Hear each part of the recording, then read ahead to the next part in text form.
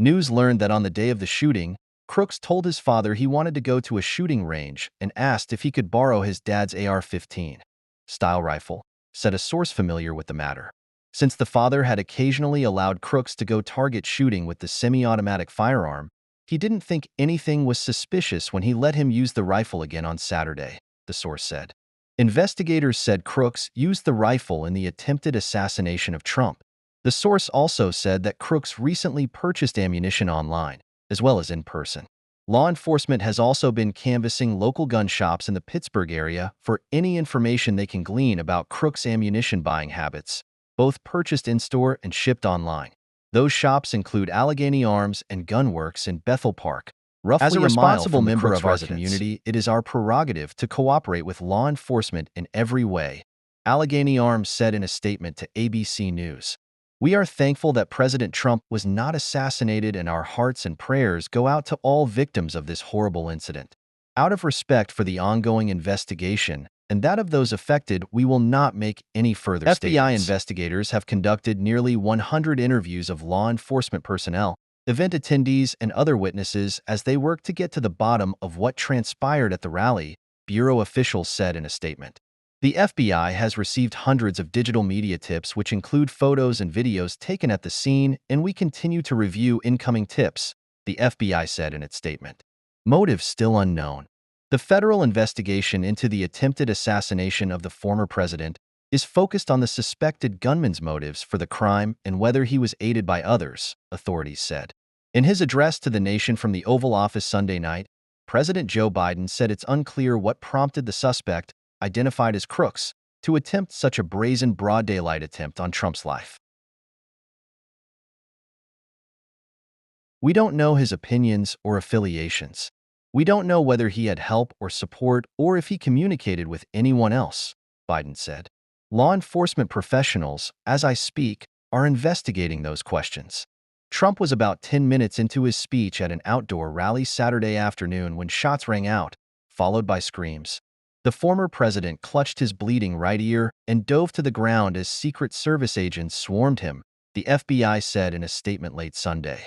A bystander, 50-year-old Corey Compertor, who worked as a local volunteer firefighter, was killed while trying to protect his family from the gunfire, according to Pennsylvania Governor Josh Shapiro, who called Compertor a hero. 2 other rallygoers shot in the incident were identified by the Pennsylvania State Police as 57-year-old David Dutch of New Kensington, Pennsylvania, and 74-year-old James Copenhaver of Moon Township, Pennsylvania. Dutch and Copenhaver were listed in stable condition, officials said. The FBI has not identified a motive for the shooter's actions, but we are working to determine the sequence of events and the shooter's movements prior to the shooting, collecting and reviewing evidence, conducting interviews, and following up on all leads, the Bureau said in the statement. The building the suspect fired from was outside the security perimeter, but was fewer than 400 feet from the podium where Trump was speaking, officials said. Investigators have begun retracing the suspect's steps in an attempt to figure out how Crooks could have made it up onto the roof, which had been swept before the event.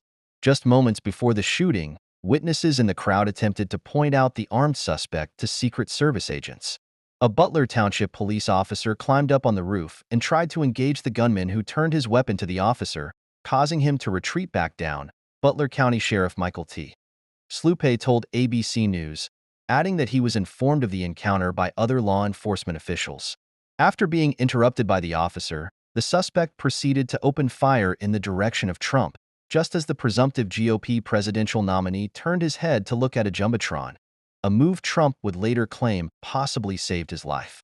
The gunman was shot and killed by one of 4 Secret Service counter-snipers positioned on rooftops around the rally, officials said. The FBI is leading the investigation of the shooting. FBI Director Christopher Wray called the assassination attempt on Trump nothing short of an attack on democracy and our democratic process.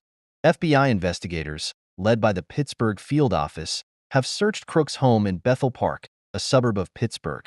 They've also searched his vehicle, which was at the scene of the shooting in Butler, the FBI said. Suspicious devices found at both locations have been rendered safe by bomb technicians and are being evaluated at the FBI laboratory, the FBI said. The AR-15 style rifle allegedly used by crooks had been legally purchased in 2013 by the suspect's father, law enforcement sources told ABC News. The family is cooperating with the investigation.